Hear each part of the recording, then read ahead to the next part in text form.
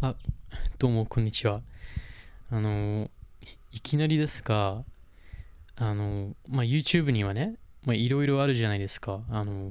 もう日本語を勉強してて、で、今まで何やったかとか、もうどうやって勉強してきたかとか、話してる人結構いるじゃないですか。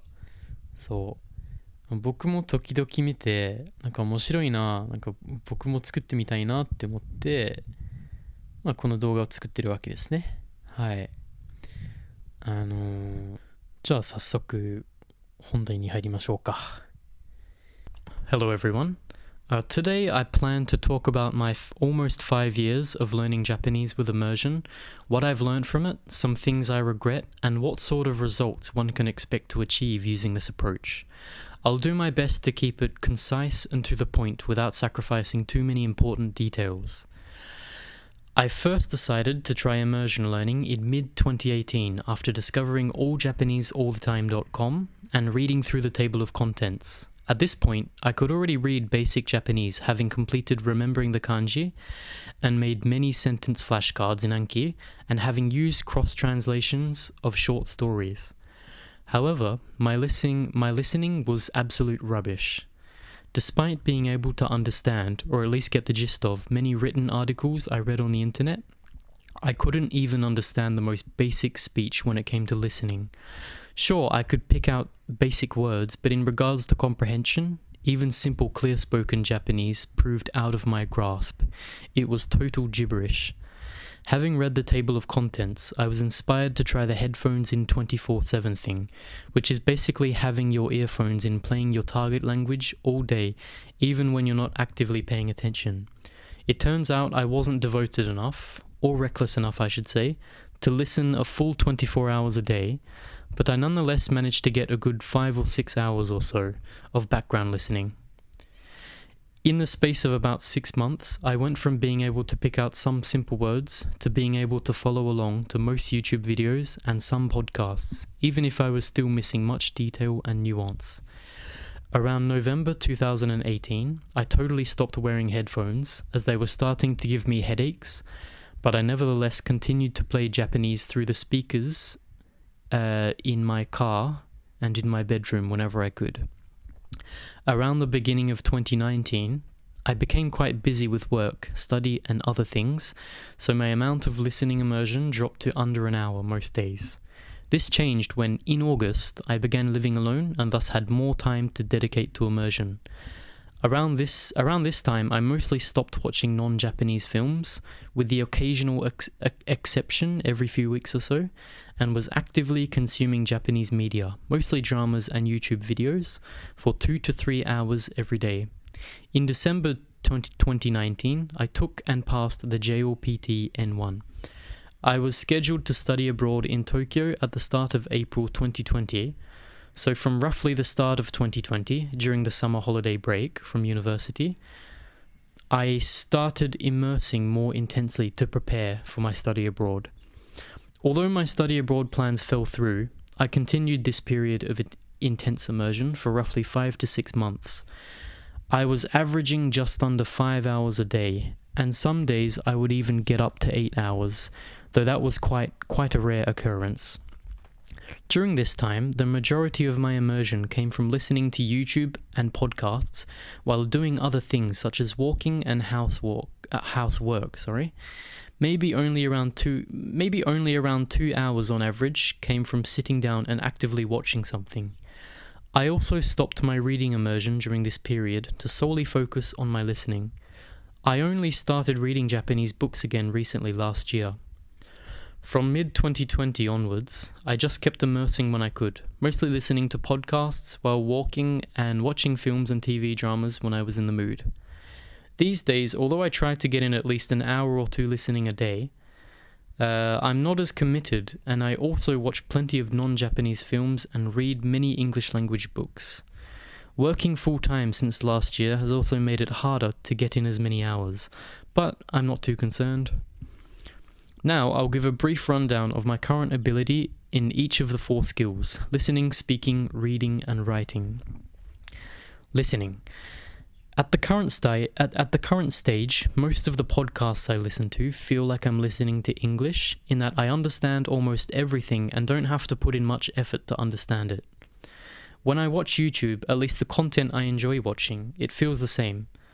As for films, most modern movies in which the characters speak standard Japanese, I can follow along with ease, even if I still miss many words and details. But I'm not concerned about this, because that happens when I watch films and series in my native language too, even if it's to a much lesser extent. Speaking is probably my weakest of the four.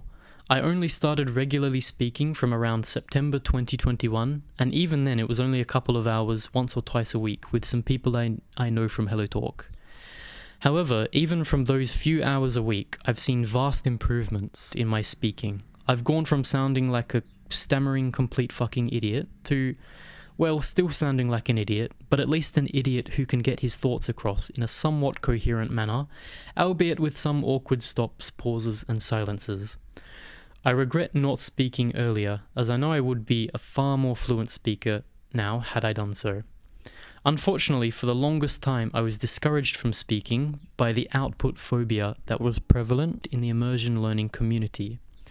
I'm willing to accept the possibility that excessive output as a beginner may have negative long-term effects on one's speaking ability, but the idea that you have to wait years and immerse for thousands upon thousands of hours before speaking a word of your target language is total and utter bullshit, despite how hard it was pushed by many prominent figures in the immersion learning world. In regards to speaking, I should add finally that my ability fluctuates a lot. Sometimes I feel like I'm fluent, whereas sometimes the words just won't come out. I'm sure anyone who speaks a second language can relate. Although I can't claim the title of fluency quite just yet, were I to spend at least a few weeks in an environment in which I had to speak Japanese daily, I would improve rapidly and become quite fluent, I think. Writing. As far as informal writing is concerned, for example, exchanging text messages and the like, I would say I write pretty well and naturally. However, writing in Japanese still does take longer and require more effort for me when compared with English. Now, I'll briefly speak in Japanese. Although the English part of this video is scripted, I've decided to speak Japanese spontaneously and improvised to give an accurate demonstration of my current ability after 4.5 years.